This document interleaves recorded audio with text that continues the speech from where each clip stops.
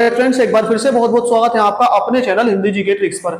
आज के इस वीडियो से हम कंटिन्यू करने वाले हैं अपनी मैथमेटिक्स सीरीज को। जैसे कि आपको पता था पिछले कुछ दिनों से किसी कारणवश मैथमेटिक्स के वीडियोस नहीं आ रहे थे, यानी कि हमने जो चैप्टर कंप्लीट करा दिए थे आपको, संख्याओं पर संक्रियाएं, एचसीएफ और एलसीएम और डेसिमल फ्रैक्शन यानी कि दशमलव भिन्नें, साथ ही साथ हमने वहां पर आपको सिंप्लीफिकेशन यानी कि सरलीकरण भी आपको कंप्लीट करा दिया था।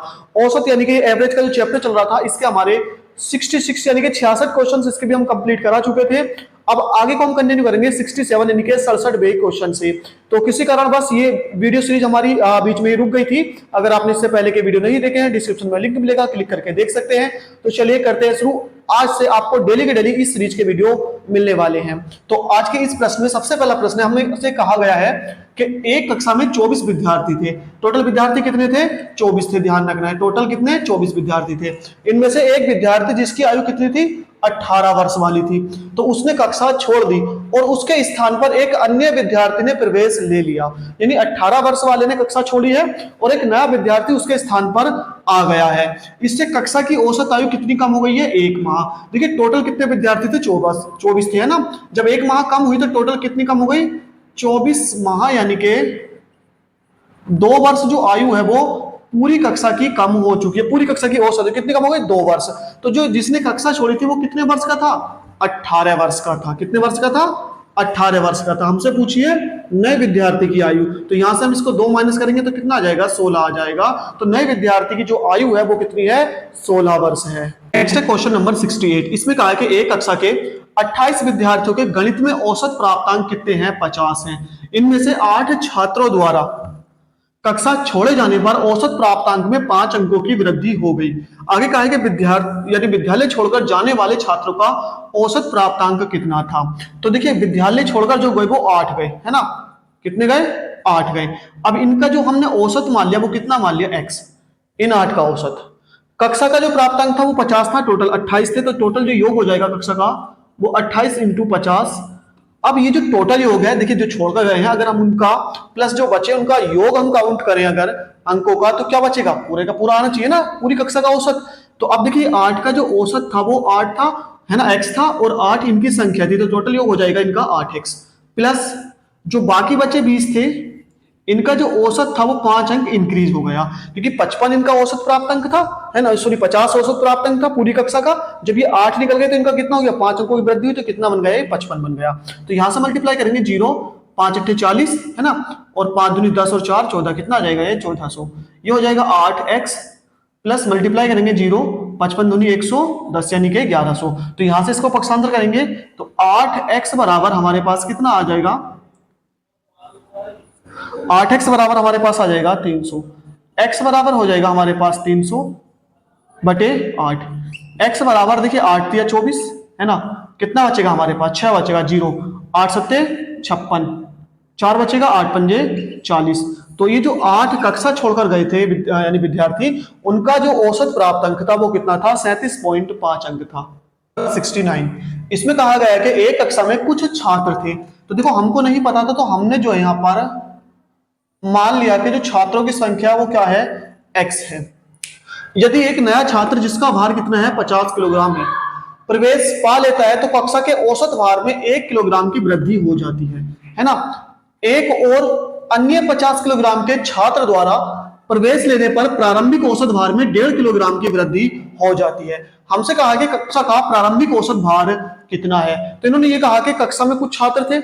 अगर एक छात्र ऐसा प्रवेश ले लेता जिसका वेट जो है वो 50 किलोग्राम है, तो कक्षा का जो टोटल औसत भार था उसमें 1 किलोग्राम की वृद्धि हो जाती है। आगे फिर से ये कहा कि अगर एक और 50 किलोग्राम वाला व्यक्ति प्रवेश पा लेता है, तो जो कक्षा का औसत भार है उसमें कितने की, यानी प्रारंभिक औसत भार में कितने की वृद्धि हो जाती है? 1.5 किलो की वृद्धि हो जाती है। तो हमें यह बताना है कि कक्षा का जो प्रारंभिक औसत भार है वो कितना है। तो हमको नहीं पता, तो हम यहां से मान लेंगे जो प्रारंभिक औसत है ये हमने y मान लिया, छात्र x औसत y। तो इसका अगर हम बात करें योग की, तो योग कितना हो जाएगा? x y योग हो जाएगा, है ना। औसत का हमने को पता है, औसत निकालने का फॉर्मूला क्या होता है? योग बटे संख्या, यानी प्रेक्षणों का कुल योग बटे उनकी संख्या होती है। तो अब इन्होंने कहा कि 50 किलोग्राम का एक विद्यार्थी प्रवेश पा लेता है, तो प्रारंभिक योग कितना था एक्स वाई, इसमें कौन ऐड हो गया 50 किलोग्राम का एक व्यक्ति, है ना। तो अब ये तो हो गया इनका टोटल योग बटे इनकी संख्या। पहले छात्र एक्स थे, अब एक और आ गया तो एक्स प्लस 1 हो गए। औसत में कितने की वृद्धि हो रही है हमारी, देखिए औसत कितने की वृद्धि हुई है 1 किलोग्राम की। तो पहले जो औसत हमारा y था वो y प्लस 1 हो चुका है।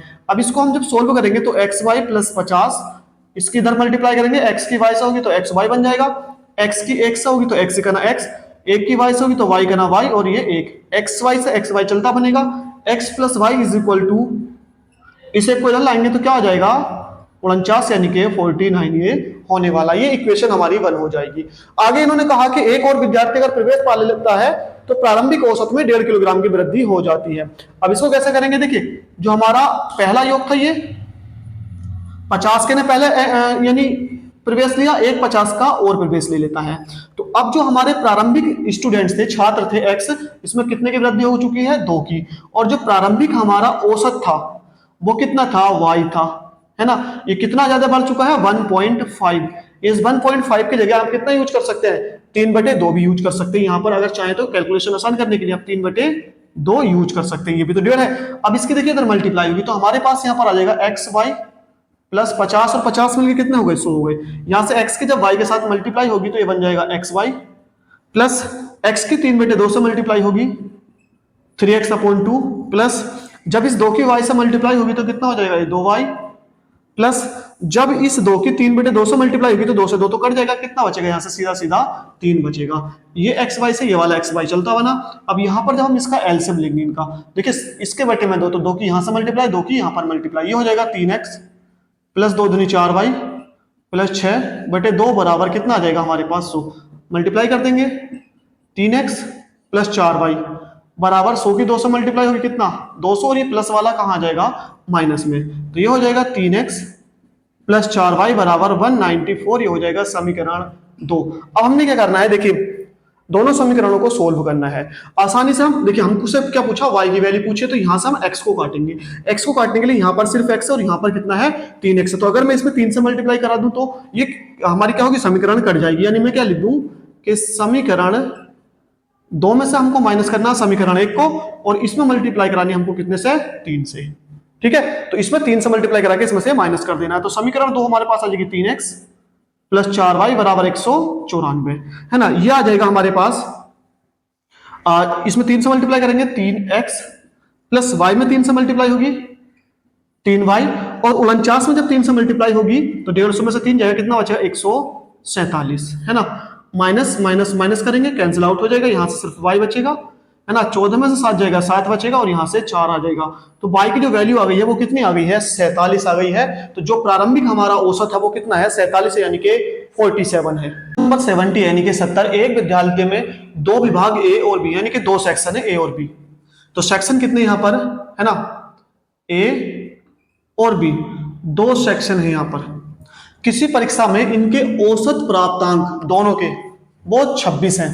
विभाग ए में 25 विद्यार्थी कितने हैं 25 विद्यार्थी हैं, जिनका औसत प्राप्तांक कितना है, तो इनका जो औसत है ये विद्यार्थी आ गए और ये औसत, तो इनका औसत कितना है भाई 30 है, इन 25 का औसत 30 है।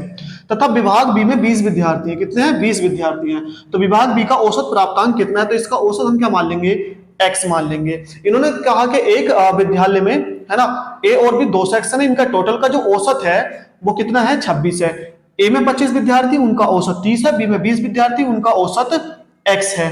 अब देखिए सवाल को हम कैसे जमाएंगे, टोटल जो विद्यार्थी हमारे पास हो गए 25 और 20 कितने हो गए 45, है ना। तो इनका जो औसत था वो कितना था 26 था, कितने का 25 और प्लस 20 का। तो टोटल जो अंकों का योग हो जाएगा वो ये हो जाएगा इनकी संख्या इंटू इनका औसत बराबर जो है। अब देखिए जो टोटल ये योग हो रहा है ये ए और बी टोटल को तो मिला के होगा, तो टोटल को मिला के हम कैसे 25 इंटू 30, क्योंकि 25 विद्यार्थी औसत 30, तो टोटल जो अंक हो गए वो 25 इंटू 30 हो गए, प्लस यहां पर कितने हो जाएंगे 20x हो जाएंगे, यहां से 25 और 20 45 हो जाएगा, तो 26 इंटू 45 बराबर हमारे पास आ जाएगा 25 75 यानी कि 750 प्लस के 20x ये हो जाएगा। 26 और 45 के मल्टीप्लाई करेंगे 26 इंटू 45 5 6 30 हाथ से लगे 3 5 दूनी 10 और 3 13 हो जाएगा, इंटू 4 छंग 24, हाथ से लगे 2, 4 दूनी 8 और 2 10 हो जाएगा। यहां से बचेगा 0 7 1 1 यानी 1170 ये हो जाएगा। इसको पक्षांतर करेंगे माइनस के 750 बराबर 20x हो जाएगा। जीरो में से जीरो जाएगा, जीरो बचेगा, 7 में से 5 जाएगा, 2 बचेगा और यहां से 4 इज इक्वल टू 20x हो जाएगा। अगर हम बात करें x की तो ये हो जाएगा, देखिए 420 है, यहां पर 420 बटे में कितना आ जाएगा, 20 जीरो से जीरो कटेगा, x बराबर कितना आ जाएगा 21। तो जो b का औसत प्राप्तांक है वो कितना है, 21 है, यानी कि 21 है। तो फ्रेंड्स आज के इस वीडियो में इतना ही, हमने 4 क्वेश्चंस को डिस्कस किया, यानी कि 67 टू 70। नेक्स्ट वीडियो में देखिए इसके 2 वीडियो आएंगे, इसके क्योंकि 80 क्वेश्चन है, सारे के सारे कवर अप हो जाएंगे। अगर आपने प्रीवियस वीडियोस को नहीं देखा है, डिस्क्रिप्शन में लिंक मिलेगा, डेली आपको वीडियो मिलने वाला है। तो आपका मैथमेटिक्स का ऐसा भी कोई सा एग्जाम है जिसमें मैथमेटिक्स आने वाला है और आपको चाहिए एक बुक कंप्लीट, तो आप कमेंट कीजिए, हमको सपोर्ट कीजिए, जल्दी से जल्दी हम इस बुक को पूरा कराने की कोशिश करेंगे। थैंक यू फॉर वॉचिंग, मिलते हैं नेक्स्ट वीडियो में।